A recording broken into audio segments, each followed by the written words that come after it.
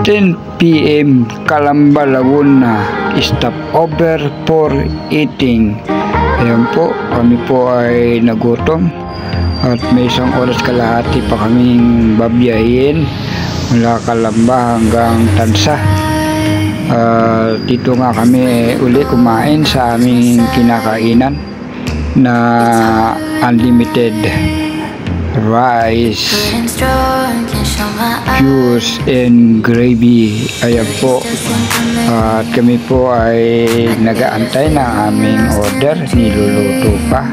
Ayan, kumukuha na ng yelo doon sa icebox para doon sa juice na tinitimpla nila. Ayan na po, at habang po kami nag-iintay dito, ayan po yung aking kasama si Pitch ay panay na ang post yan sa GC. Okay, unlimited rice, drinks and gravy. Ayan po, pagkain nila dito. J Food House. Okay na okay sa alright. Ito talaga kami nakakain, no? Sa Laguna, Calamba. Oops, teka, na sa Pagita Girls, narito sa Laguna. Kahit alas 10 na ng gabi, nagtitinda pa rin ng Sampagita. Oh, ito si Sampagita Girls. Ayun po yung kasama niya, naglalaro po sila. Ayan, no? O kahit ating gabi na, gahating gabi na, nasa kalsada pa rin sila, nagtitinda ng Sampagita. Oh, delikado yung kanilang ginagawa. Diyan pa sa kalsada talaga sila. Oh, nagaharang sila ng sasakyan. Ay nako, delikado yan, no? Inaalok nila, pumasagi sila dyan, tapos naghahabulan pa sila.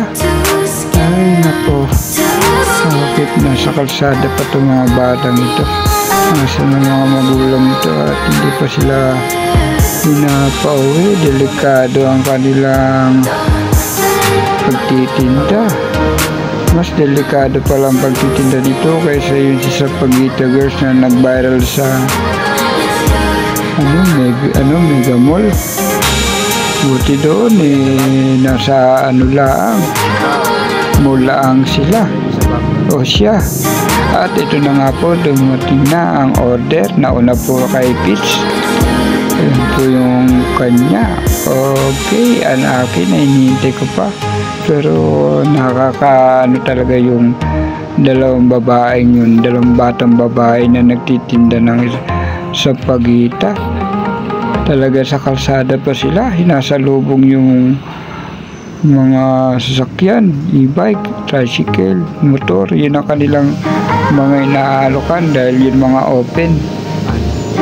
Ito na nga po, at kami po ay kakain din dito sa Sixling J Food House.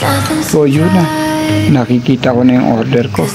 Ayun na nga, umuusok-usok pa, kumukulok-kulok pa. Oo, talaga, grabe, gutom talaga kami. Ilang oras din ang biyahe namin, alas 6 kami umalis. Okay, sama ng shot dyan. Good, open, nice. Ayun, nakakita kami dito na pusa. Ayan, binigyan ko na ng mga natirang buto. Kasi yung pusa dun sa 7-Eleven, nalimutan kong bigyan ng tinapay na dala namin. Ngayon, naalala ko, ito, masilan. Ayaw kumain ng gusto niya yung may butong manok. Tinitingnan niya lang yung isa. Pero maya kasi isa lang muna kasi ang nakita ko, kaya isa lang ang nabigyan ko. At ito na nga po, sa aming pagbiyahe padalas namin kumain dahil inaantok. Stop over sa SM Dasmariñas City, 11:20 PM na. Ayan, miro mo ang layo ng aming biyahe, Calamba, Laguna. Ngayon ay Dasma na kami dahil nga inaantok. Yan, siyempre kailangan namin ng inat-inat, galaw-galaw.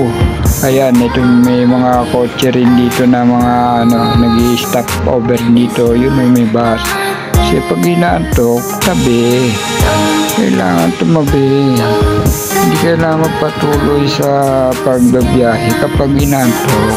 Ayan, siyempre dito pagka tigil namin, inat-inat, galaw-galaw, para sigurado ang safety ang pagbiyahe. Dahil malapit na rin naman kami, mga kalahating oras na lang siguro, ay nasa Tansa Cavite na kami dahil kami ay nasa Dasma na.